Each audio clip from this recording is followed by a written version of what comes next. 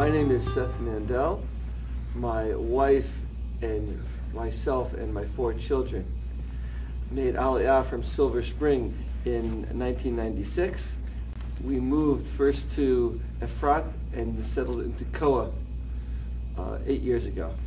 In 2001, my son Kobi, who was 13 years old, walked out of our home to spend the day in the nearby canyon and was beaten to death by terrorists using stone the size of bowling balls.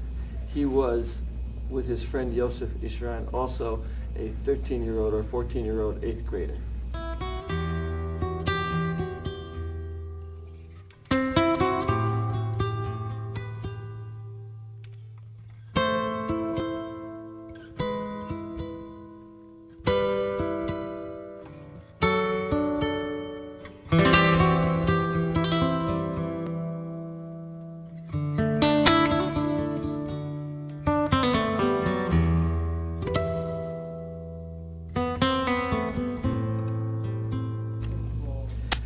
When we were told about the murder, my wife turned to me and asked how we were going to get through this.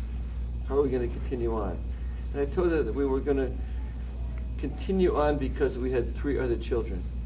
And we weren't going to allow the people who murdered Kobi to destroy their lives as well. And since that time, we have continued with our lives in order to show our kids and other people who suffer from terror how a Jew, how the Jewish tradition, how a Jewish family responds to tragedy.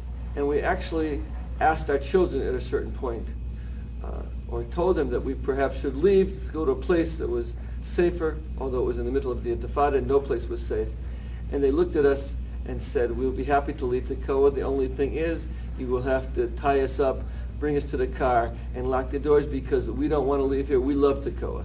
Tekoa is the place where our friends are. Tekoa is the place where our school is. Tekoa is a place where we know where everything is and are comfortable here. Had we left Tekoa, where we lived, it would have compounded the tragedy. Not only would my children have lost their big brother, their oldest brother, but they would have lost all the people in the community that they grew up in and that they loved.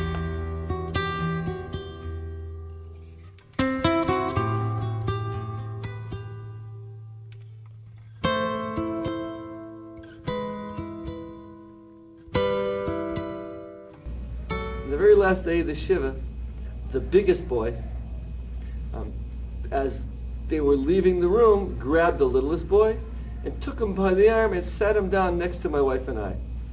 And the big boy said, he's got something he wants to tell you. And the little boy started to talk, and he said, last week Kobi and I were in gym class together. It was volleyball. And the little boy said, I'm not very good at volleyball. And Kobi, I should point out, was a very good athlete. And the little boy looked up and he said, at the end of class, the coach told us to choose somebody to play back and forth with for the last 10 minutes of class, just to practice. And Kobi could have picked anybody in the class he wanted to. And the boy started to cry, and he said, Kobi picked me. And we believe that because when he came from Silver Spring as a 9-year-old, he didn't speak any Hebrew. He was placed in a class with 40 Israeli boys, and he understood what it was like to be the kid that nobody wanted to play with. He understood what it was like to be the last kid in the class. And that gave him a certain ability to empathize with other kids who were not the most popular kids in class. And he wanted to make that kid feel better about himself. To close, I want to thank the people of Silver Spring for their support of Israel, for their support of my family, for their support of the foundation, and I look forward to many years of cooperation and partnership as we continue to go forward to help the people of Israel. Thank you.